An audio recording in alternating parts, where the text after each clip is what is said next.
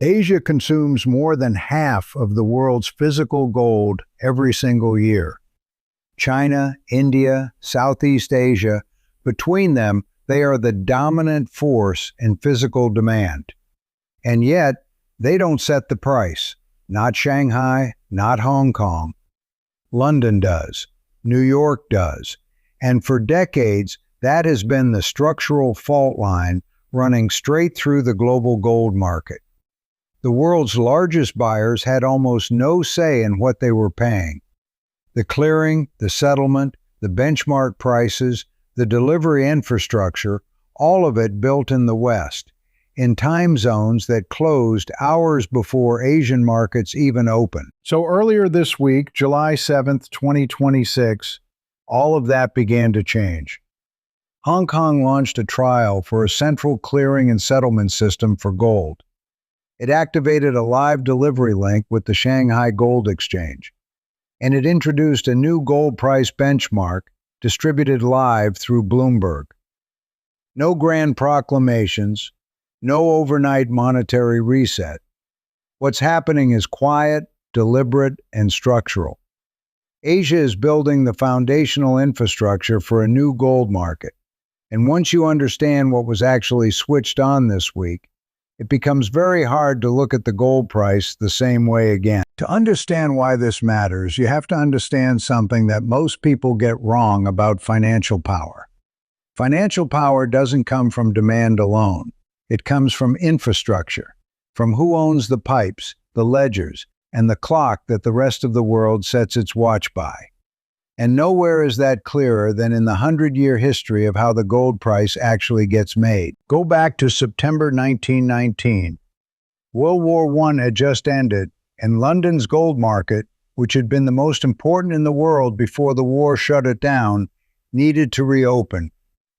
The Bank of England wanted London to reclaim that position, so it negotiated with South African mining companies, at the time the world's largest gold producers, to bring their gold to London for sale rather than routing it elsewhere.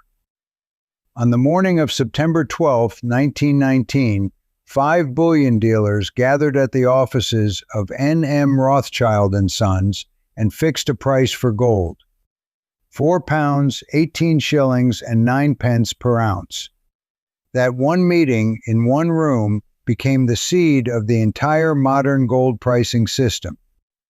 For the better part of a century afterward, 5 banks, meeting twice a day by phone or in person, set the reference price that the rest of the planet's gold trades were built around. That process evolved. In 1987, the London Bullion Market Association was formally established at the request of the Bank of England to bring proper oversight to the market.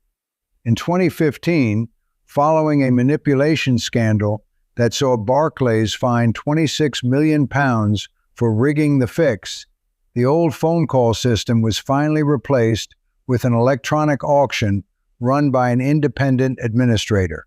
But the core structure never changed. London still runs the benchmark. New York, through COMEX, still runs the dominant futures market. And crucially, both operate on a clock that is completely disconnected from where the actual physical gold is being bought, held, and used. Here's the part that rarely gets said out loud. London became the center of the gold world, not because Britain mined gold, or consumed gold, or even held the most of it. It became the center because it built the infrastructure first. The vaults, the good delivery bar standard that guarantees a 400-ounce bar's purity anywhere in the world. The clearing relationships between banks, and the benchmark price that everyone else agreed to reference. Once that infrastructure existed, and the world's institutions built decades of contracts, systems, and trust around it, the advantage became almost self-perpetuating. Nobody had to keep choosing London. Everybody already had. Now hold that history next to the present. China is one of the largest gold producers on Earth, and by a wide margin, its largest consumer. The Shanghai Gold Exchange has been operating since 2002, more than 2 decades, and it is the largest physically settled spot gold exchange in the world. India absorbs enormous quantities of gold every year, driven by jewelry demand, weddings, and household savings that has functioned as a store of value for generations. And yet, despite this immense and sustained physical appetite, the institutional price-setting machinery for gold has remained almost entirely absent from the region.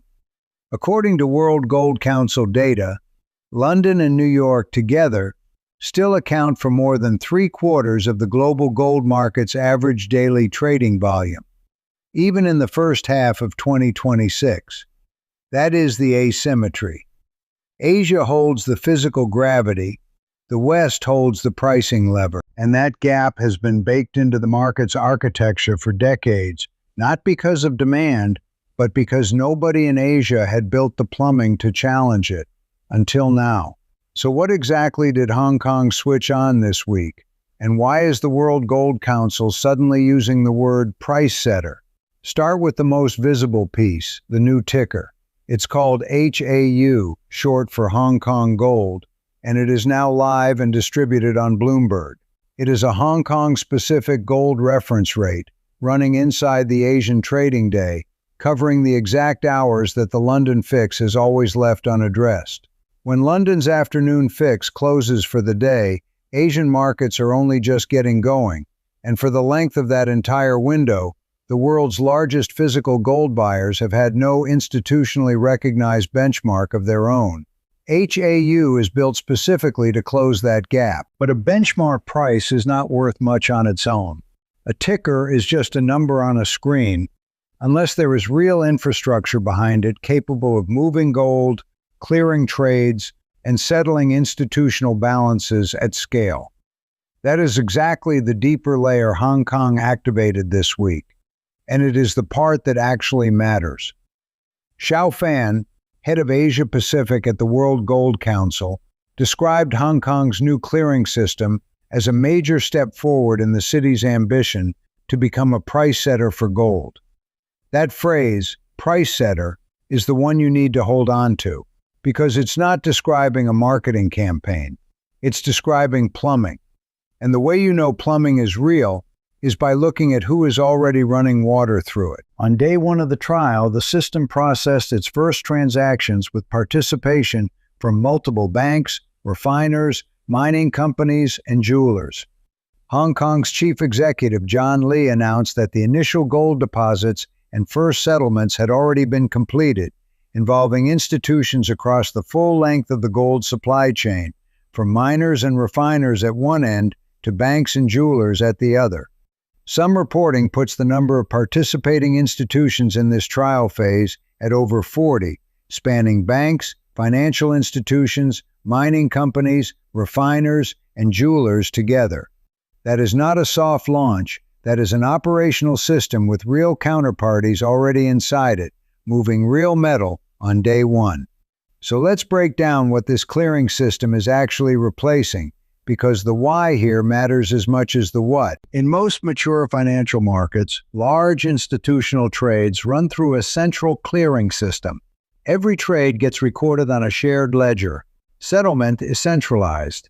And critically, counterparty risk, the risk that the other side of a trade fails to deliver, is dramatically reduced, because the clearinghouse effectively stands in the middle and guarantees the process. In Asia, that infrastructure has been almost entirely missing from the gold market.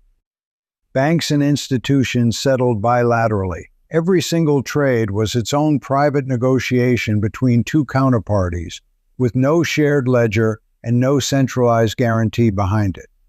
That's slower, it's more expensive to run, and most importantly, it's much harder to scale, because every new relationship requires rebuilding trust and paperwork from scratch. A market like that will always struggle to attract serious, long-term institutional capital, no matter how much physical gold is sitting behind it in vaults and jewelry counters across the region. Hong Kong's new system changes that directly. It's operated by the Hong Kong Precious Metals Central Clearing Company, a wholly government-owned entity, and it provides a central ledger for recording settlement activity, gold transfers, and institutional balances across all its participants. The eligible format for this system is the standard 400 fine troy-ounce good delivery gold bar, the exact same wholesale grade already trusted by central banks and sovereign funds worldwide. That detail matters more than it sounds. It means Hong Kong isn't inventing a parallel, lower-grade market. It is plugging directly into the same physical standard the rest of the world's institutional gold already uses. Reports around the launch also noted that participating banks had been actively importing 400-ounce London good delivery bars into Hong Kong in the weeks ahead of the system going live, building physical inventory specifically to be ready on day one, since Asian vaulting had historically been built more around smaller, retail, and jewelry-grade bars. Think of what's being built here less like a new trading screen and more like the back end of an entire exchange. This isn't about a price display. It's the settlement layer underneath it, the part that actually ensures trades clear, gold physically moves, and large institutions can trust the process enough to commit serious capital at scale. Without that layer, a gold market will always be capped, no matter how much genuine physical demand sits behind it. Hong Kong is now solving that problem directly, on its own ground. But the clearing system doesn't operate in isolation. It connects to something bigger, a live physical pipeline running straight into the mainland. And that pipeline was already operational from day one. It's called the Delivery Connect Scheme, and it links Hong Kong's new clearing system directly to the Shanghai Gold Exchange's international board.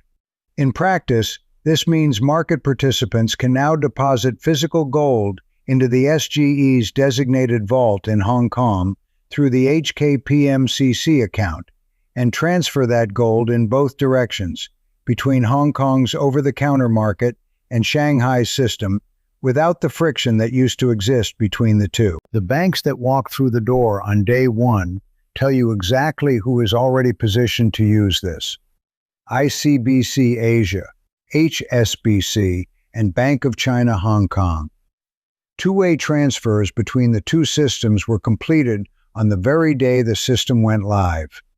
HSBC's chief executive also publicly committed at the same summit where the system launched to scaling the bank's Hong Kong gold storage capacity toward 200 metric tons in the near term. That's not a bank hedging its bets on a pilot program. That's a bank building for scale. And that changes the frame entirely. This wasn't a policy speech. It wasn't a press release describing future intentions. It was an operational system going live with physical gold actually being deposited and settlement activity actually beginning, and three major institutions already inside it on day one. The question this raises isn't really about the gold price this week or even this year. It's about who gets to set that price 5 years from now, and whether the architecture being built right now is specifically engineered to make that happen. There's also a first mover element worth understanding here. Singapore announced its own competing gold clearing infrastructure initiative back in June 2026, targeting completion by the end of the year. Hong Kong's July trial gave it a clear head start, and in financial infrastructure, timing like that compounds. Clearing systems benefit from powerful network effects. The more institutions that plug into a system early, the more liquidity it accumulates, and the more attractive it becomes to the next institution deciding where to route its business. Once that self-reinforcing cycle gets moving, it becomes structurally difficult for a later entrant to catch up, even with a technically superior system. Early position in this specific kind of market tends to calcify into lasting position. Now, Hong Kong's gold ambitions aren't happening in a vacuum. They're being built alongside China's much wider effort to internationalize the renminbi. And this isn't speculation, it's structural, and it's moving on parallel tracks simultaneously.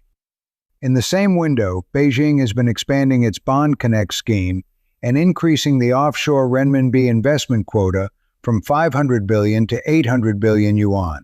alongside new measures specifically designed to deepen offshore renminbi liquidity in Hong Kong.